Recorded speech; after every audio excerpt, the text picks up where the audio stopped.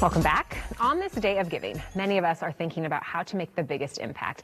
And one organization that's always there in times of need is the American Red Cross. While many people know the Red Cross for blood donations, their work goes far beyond that. Here to tell us all about it is CEO of the Red Cross Cascades region, Priscilla Fuentes. Welcome. Thank you for having me. Okay, so what is the Red Cross message to folks on this Giving Tuesday?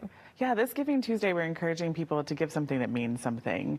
Financial donations are the best way to support our mission, and we're not government funded, but 90 cents on every dollar that's donated to the Red Cross goes directly to those that are impacted by disasters and to support our services. That's great. And so, when people think of the Red Cross, they think of blood donations, but you are also responding to disasters. Tell me about that. Yes, of course. So blood donations are always needed, right? Every 2 seconds, someone needs blood. Every 15 seconds, someone needs platelets. And just as the need for blood is constant, so is the unfortunate need for us to respond to disasters these days. This year alone, we responded to over 700 home fires. And this year, or this time of year during the holidays, we see about a 20% increase in home fires. A lot of people are home, there's lights, things like that. But we're available 24/7 to respond to those disasters, to make sure that we can provide just a little bit of hope.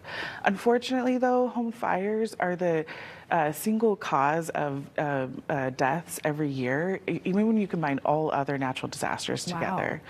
But having a working smoke alarm can cut that risk in half. And so every day, all year round, we're out there installing smoke alarms to try to help prevent that. Oh, that's great. And, you mentioned home fires, but also wildfires. You had volunteers go to LA, to Maui as well, not just here in the Portland region. Yeah, disasters there's not really a disaster season anymore. We're kind of having disasters at really odd times. For instance, the wildfires in Los Angeles, like you said, they happened in January, which will be next month, right?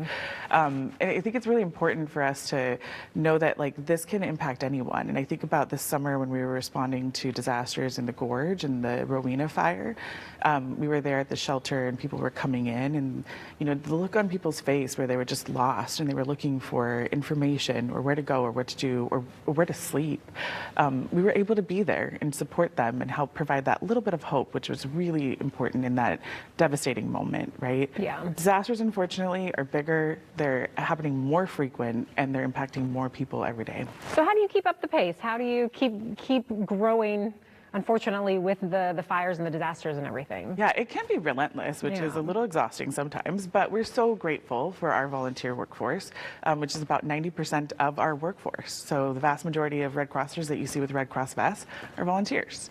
And we're really proud of that. And this year, we've deployed about 500 or more than 500 times people to support disasters across the country from Oregon and Southwest Washington. We're really proud of that. Yeah. How can people donate today? Yeah, you can go to redcross.org/cascades to donate, or you can look for, if you can't donate, you can look for opportunities to volunteer or donate blood as well too. What else do viewers need to know about the mission of the Red Cross or how their donation really helps folks? Yeah, we support disasters big and small. I think this is the thing that we think about, these big natural disasters. We forget about the single home fires where people are impacted every day.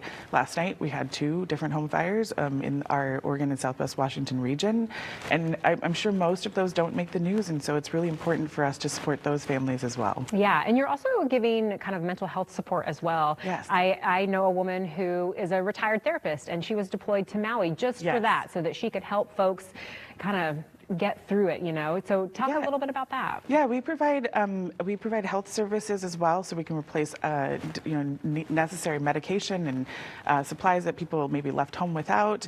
We also provide spiritual care, which I think is also very important for a lot of folks, in mental health as well, as you said. But we really try to holistically help people in that time that is very traumatic and devastating. And so I think it's really important to think about the whole person and all of the things that they need in that moment. And we're usually the first people to help those people find their way to the next step. Yeah. Okay, give the website one more time so folks at home can make it. Yeah, it's redcross.org/cascades. All right. Thank you, Priscilla, for coming today, and thank you for the work you do. Appreciate it. Thank you.